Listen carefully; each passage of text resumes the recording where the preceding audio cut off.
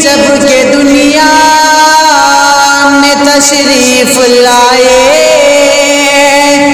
بہار آ گئی اور چمن مسکرائے۔ تراویح پڑھنا ہے تو اس سے پہلے تراویح کی حقیقت کو آپ کو جاننا ہوگا۔ تراویح بلا شبہ سنت مؤکدہ ہے، اور یہ رسول اللہ صلی اللہ علیہ وسلم کی بڑی عظیم الشان سنت ہے کہ آپ رمضان کے مہینے میں چاند نکلتا تھا، جب رمضان کا تب سے لے کر شوال کا چاند نکلنے تک آپ عشاء کی نماز کے بعد تراویح ادا کرتے تھے۔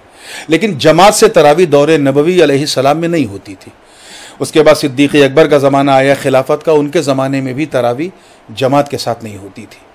حضرت فاروق اعظم کا جب زمانہ آیا تو ایک عرصے تک ان کے زمانے میں بھی تراویح کی نماز جماعت سے نہیں ہوتی تھی۔ ایک دن ایسا ہوا، یہ اسد الغابہ فی معرفت الصحابہ کی روایت میں پیش کر رہا ہوں، اور آثار صحابہ میں بھی ملتا ہے کہ حضرت عمر گزر رہے تھے ایک آبادی سے، تو دیکھا کہ مسجد کے اندر جماعت کے ساتھ نماز ہو رہی ہے۔ آپ نے دیکھا کہ اتنی تاخیر سے عشاء ہو رہی ہے، عشاء کا وقت تو لوگ پہلے پڑھ لیتے ہیں۔ تو جب مصلی سے لوگ فارغ ہوئے تو حضرت عمر نے پوچھا کہ بھائی کون سی نماز پڑھ رہے تھے، کیا تھا؟ کہا حضور ہم لوگ تراویح جماعت سے پڑھ رہے تھے۔ تو حضرت عمر ابن خطاب نے کہا کہ نعمت البدعۃ ہذہ، یہ الفاظ تھے کہ یہ بہت اچھی بدعت ہے، یعنی یہ وہ بدعت ہے جس سے شوکت اسلامی میں اضافہ ہوگا۔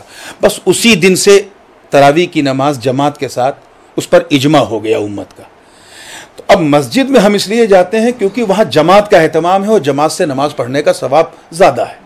لیکن لاک ڈاؤن کی صورت میں جہاں ہم مقید ہیں، محصور ہیں، مجبور ہیں، وہاں ہم گھر میں تراویح پڑھیں۔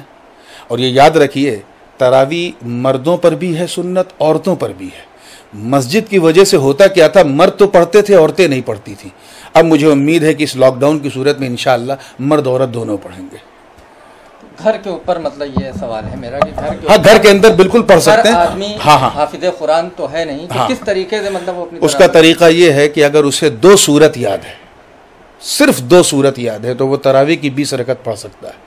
ہر رکعت میں انہی 2 سورت کو پڑھے، اس سے بحث نہیں۔ قرآن پاک میں صاف ہے فقرؤوا ما تیسر من القرآن، نماز میں وہ پڑھو جو تم پڑھ سکتے ہو۔